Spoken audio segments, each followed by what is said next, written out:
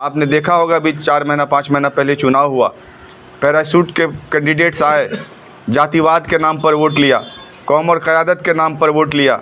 लेकिन आप देखिए कि वोट लेने वाले लोग जो भी हैं 55,000 80,000 वोट हासिल करके ये अपने अपने ऑफिस में, अपने अपने चैम्बरों में, अपने अपने होटलों में दुबक कर बैठ गए। लेकिन आज सड़कों पर लोग परेशान हैं, आज ब्लॉक में लोग परेशान हैं, आज अस्पतालों में लोगों को दवाइयाँ नहीं मिल रही है, लोग बुरे हाल। आज सीमांचल और बिहार का ये स्थिति है, अररिया की ये स्थिति है कि लोग नशे में मुलविस हैं, लेकिन इसके ख़िलाफ़ किसी ने आवाज़ नहीं उठाई। बाढ़ग्रस्त इलाका है, लोग क्षेत्रों में नहीं जाते हैं। पिछले, जैसे आप लोगों ने देखा होगा कि मैं पिछले 4-5 महीने से ज़हनी तौर पर बहुत परेशान था, चूँकि मेरे वालिद साहब की तबीयत नासाज चल रही थी और 1 अगस्त को अल्लाह को प्यारे भी हो गए। इसके वजह से मैं आप लोगों के बीच नहीं था, लेकिन मेरे जहन में एक लिस्ट है कि मुझे किन किन मुद्दों पर काम करना है। मैं इंशाअल्लाह ताला बहुत जल्द वापस आया हूं और मैं बहुत जल्द इन सब चीज़ों पर काम करूंगा। मैं राष्ट्रीय उलमा काउंसिल के परचम को उसी तरीके से मजबूती से उठाऊंगा जिस तरीके से एक वक्त में MIM को उठाया था, और मैं लगातार मेहनत और कोशिश करूंगा। मैं बिहार के उन तमाम तर लोगों को ये कहना चाहता हूं, गुजारिश करना चाहता हूं कि आप तमाम लोग भी इस संगठन से जुड़िए, मजबूत करिए। ये कोई डिक्टेटरशिप वाली पार्टी नहीं है। RUC नेता राशिद अनवर को राष्ट्रीय उलमा काउंसिल का बिहार प्रदेश अध्यक्ष बनाया गया है। प्रदेश अध्यक्ष की जिम्मेदारी मिलने के बाद राशिद अनवर ने प्रेस कॉन्फ्रेंस कर कहा कि संगठन को मजबूत करना उनकी प्राथमिकता होगी। साथ ही आम लोगों से जुड़े ज़मीनी मुद्दों को मजबूती से उठाया जाएगा और पार्टी को बिहार में और मजबूत बनाने के लिए लगातार काम किया जाएगा। देखिए, सबसे पहले आप तमाम के चैनल के माध्यम से देखने वाले तमाम दर्शकों का मैं शुक्रिया अदा करता हूं, और जिस पार्टी का मुझे प्रदेश अध्यक्ष बनाया गया है राष्ट्रीय उलमा काउंसिल का, उनके जितने भी ज़िम्मेदार हैं, मौलाना आमिर रशादी साहब, जनाब एडवोकेट तलहा रशादी साहब, बड़े भाई जनाब नसीम साहब, और तमाम ज़िम्मेदारों का मैं शुक्रिया अदा करता हूं कि इन तमाम लोगों ने मुझ पर यकीन करके, मुझ पर भरोसा करके मुझे एक अहम ज़िम्मेदारी बिहार की सौंपी है।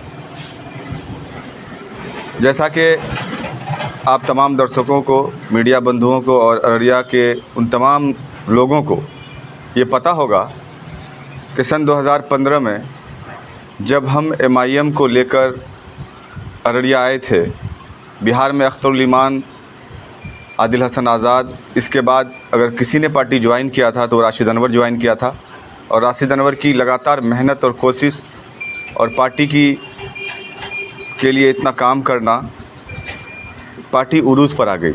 जब हम MIM ज्वाइन किए थे उस वक्त भी लोग हम पर हंस रहे थे कि कौन सी पार्टी को ज्वाइन किया, क्योंकि उस वक्त लोग वाकिफ़ नहीं थे पार्टी से। नतीजा क्या निकला? आज भी कुछ लोग, मैं देख रहा हूँ सोशल मीडिया के माध्यम से मुझ पर कमेंट्स कर रहे हैं, हंस रहे हैं कि कौन सी पार्टी को ज्वाइन किया है, किस पार्टी का प्रदेश अध्यक्ष बनाया गया है। पार्टी कोई भी छोटा या बड़ा नहीं होता। किसी पार्टी की मकबूलियत बढ़ जाती है तो उसका टिकट लेने के लिए उसके बैग का वज़न भी बढ़ाना पड़ता है, तब जाकर उसको टिकट हासिल होती है। मैं जिस पार्टी का ज़िम्मेदार बना हूँ राष्ट्रीय उलमा काउंसिल का, इससे मैं विधानसभा चुनाव भी लड़ चुका हूँ 2025 में। हालांकि वोट मुझे बहुत कम आए, क्योंकि लोगों को सरकार बनानी होती है, लेकिन अररिया के इतिहास में आज तक किसी नेता के लिए इतने लोगों के आँखों से आंसू नहीं गया होगा जितना सदमा, जितना आंसू राशिद अनवर के लिए लोगों के दिलों से निकला है।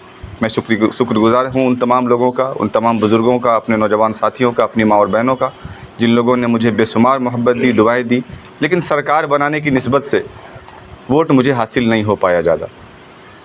मैं राष्ट्रीय उलमा काउंसिल के परचम को उसी तरीके से मजबूती से उठाऊंगा जिस तरीके से एक वक्त में MIM को उठाया था, और मैं लगातार मेहनत और कोशिश करूंगा। मैं बिहार के उन तमाम तर लोगों को ये कहना चाहता हूं, गुजारिश करना चाहता हूं कि आप तमाम लोग भी इस संगठन से जुड़िए, मजबूत करिए।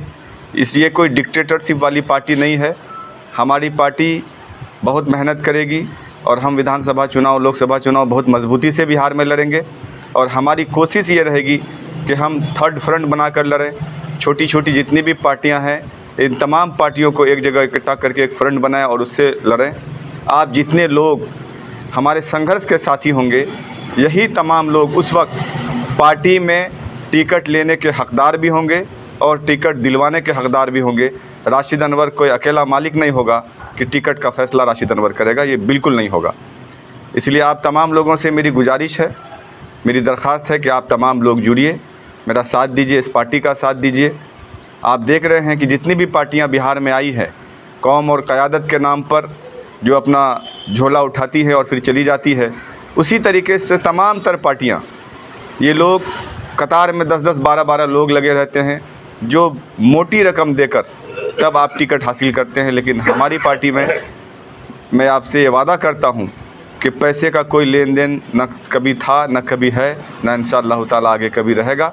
हम मजबूती से एक नया बिहार बनाने का काम करेंगे इंशाअल्लाह। देखिए, रही बात, आप मीडिया के साथी हमारे बड़े भाई हैं और हमारे आपके चैनल के माध्यम से जितने भी दर्शक हैं ये भी देख रहे हैं कि राशिद अनवर ही वो वाहिद वो शख्स है जो 2015 से लगातार सड़कों पर संघर्ष कर रहा है।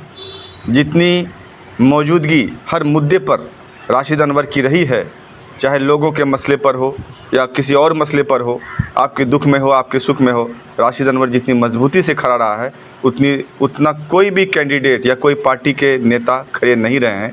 आपने देखा होगा अभी 4 महीना 5 महीना पहले चुनाव हुआ, पैराशूट के कैंडिडेट्स आए, जातिवाद के नाम पर वोट लिया, कौम और क़यादत के नाम पर वोट लिया। लेकिन आप देखिए कि वोट लेने वाले लोग जो भी हैं 55,000 80,000 वोट हासिल करके ये अपने अपने ऑफिस में, अपने अपने चैम्बरों में, अपने अपने होटलों में दुबक कर बैठ गए।